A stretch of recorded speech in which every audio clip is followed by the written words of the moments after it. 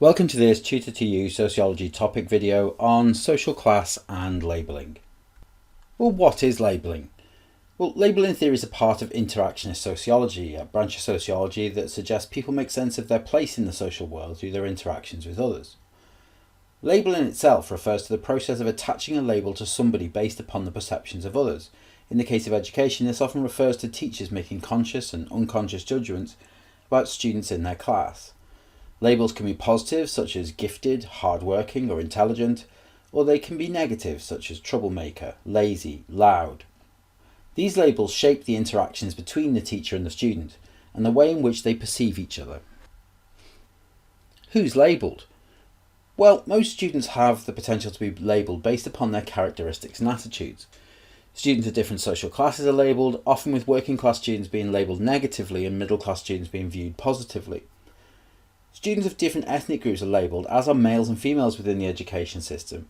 An important point to note here is that although in this video we'll be talking about social class and labelling, students belong to a range of different social groups. It's what sociologists refer to as intersectionality.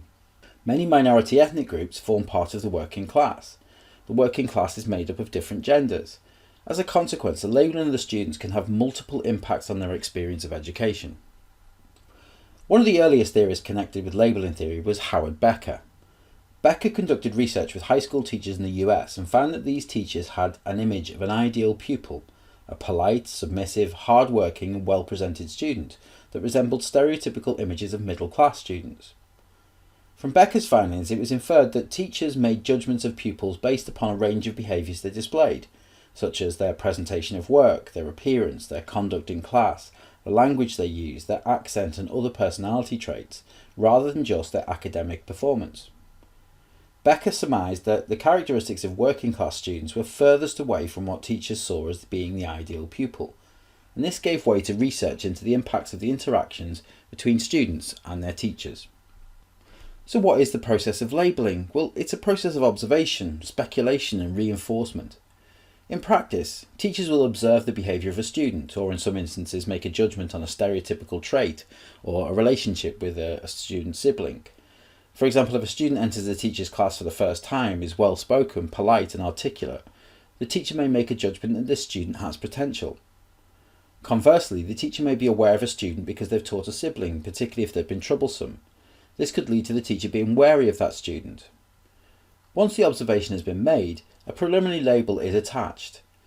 If the teacher observes something that confirms the label, this then reinforces their beliefs and would act accordingly towards that student, giving praise for positive behaviours and punishing negative ones.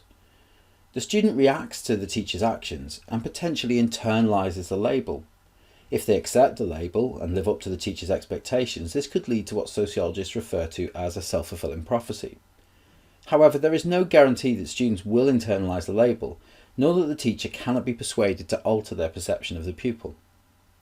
There has been much research to support the process of labelling.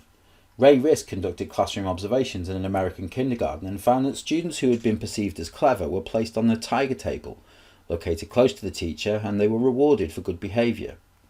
Children who were disruptive were placed on the clown's table and punished for poor behaviour. The children on the clown's table tended to come from lower class families and the tigers from middle class, supporting Becker's idea of the ideal pupil. A second piece of research by Cicerel and Kachus found that when researching the impact of guidance counsellors on the US, they found careers advice was often based not upon academic ability, but on perceived social class, with those of lower classes being encouraged to go into manual labour. Finally, Rosenthal and Jacobson conducted a field experiment where they manipulated teachers' perceptions of a group of children they referred to as spurters, telling the teacher they had great academic potential. At the end of the trial, they found that the spurters had achieved more progress than the control group who had not been labelled. The process of positively labelling a student based upon their appearance is often referred to as the halo effect or Pygmalion effect after this experiment.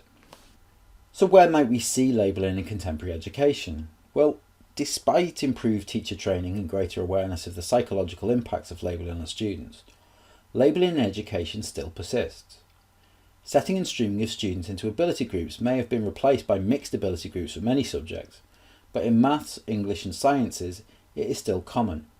Students in lower groups suffer from lower self-esteem as a result of being cooled down and given easy work, and therefore they underachieve.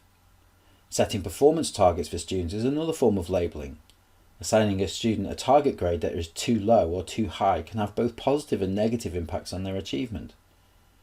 Another example of labelling is gifted and talented programs, and whilst these look to celebrate and motivate students by labelling them positively, students not engaged in these programs may feel resentful and demotivated. A further impact of labelling is educational triage, with students labelled as high achievers often left to their own devices, no hopers often ignored, whilst most attention goes on the borderline cases to improve the school's league table ranking. Finally, pupil premium is another method of labelling students, with pupil premium children often monitored more closely for signs of progress and teachers expected to know the progress of these pupils. It can have detrimental impacts on their achievement. Of course, we need to evaluate these ideas, and one criticism of social class labelling is that not all students passively accept their labels, as we've seen with the work of Paul Willis. Differences in ethnic and gender backgrounds also contribute to a student's response to a negative label, as was the case with Fuller's research into African Caribbean girls in London schools. A second evaluation is that labelling suggests that external influences, such as home background, material deprivation and cultural deprivation, can influence which label is applied, which shows a higher order skill, the combination of internal and external factors. A final evaluation is that labelling can be seen to link into other areas of the specification, such as setting and streaming, identity formation, and university choice. And the ability of a student to link setting and streaming to labelling is seen as a high order skill. That concludes this video on labelling and social class. Thank you very much for watching.